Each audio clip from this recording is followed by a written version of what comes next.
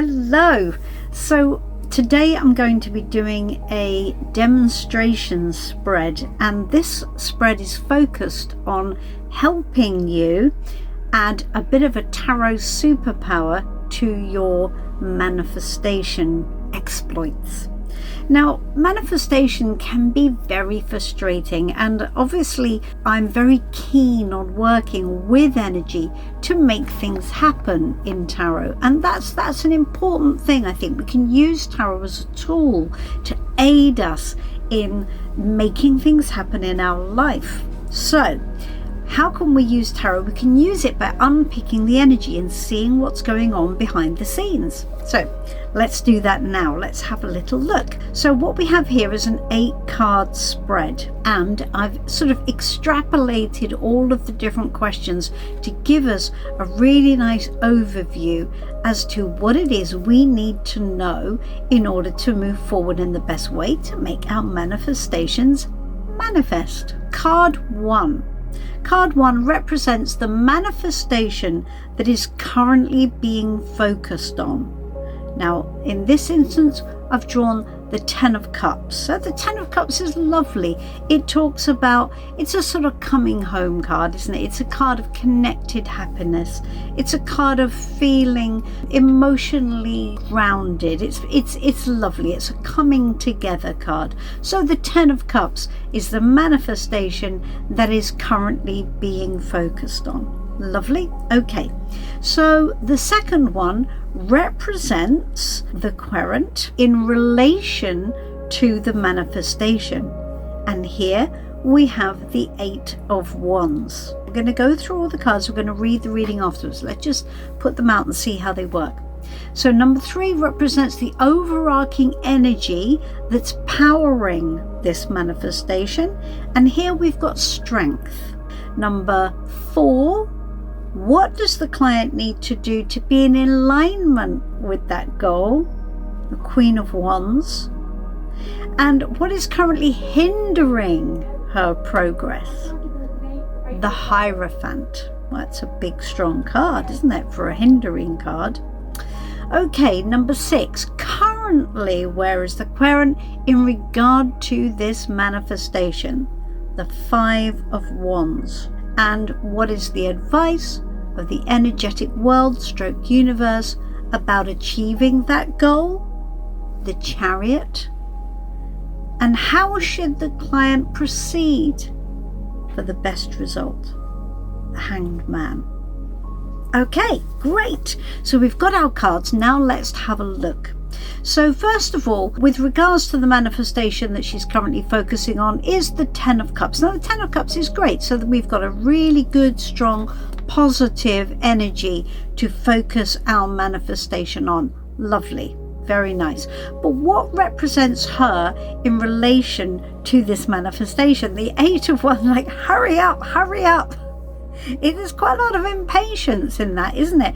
And it's just saying, I just want this to be in flow. I just want this to get a move on. Let's just get this energy in motion. Let's just make it happen. What represents the overarching energy that's powering this manifestation? And now we've got strength.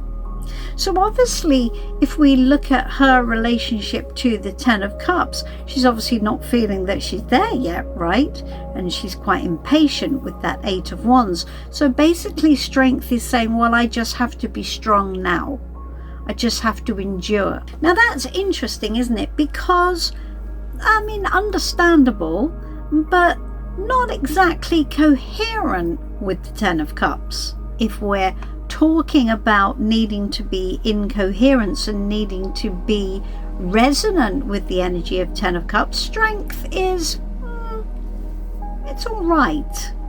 Not great, but it's okay. Let's move on and let's see what else we've got in the mix here. What does she need to do to be in alignment with her goal? And we've got the Queen of Wands. Now that's a whole different ball game. The Queen of Wands is confident, brave, creative in her attitude, really upfront, and there's no doubt in her mind what's going to happen. I can do this, of course. It's not strong as in endure, because strength is all about the endurance of something which is kind of uncomfortable.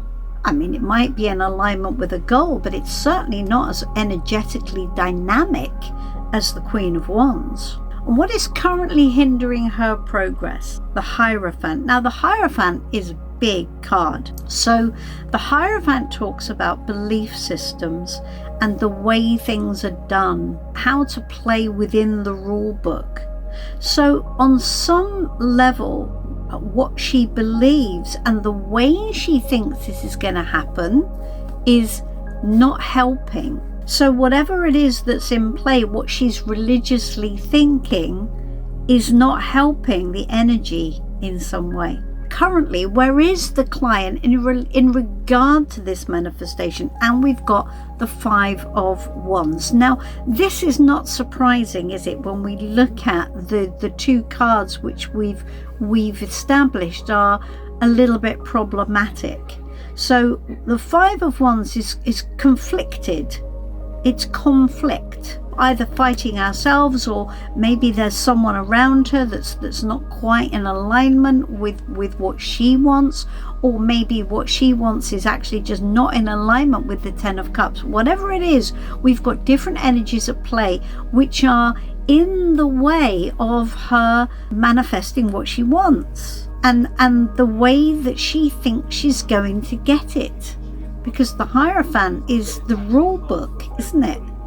That's what the Hierophant is. And she's conflicted. She has conflicts in the mix. Now, we cannot manifest what we are conflicted about.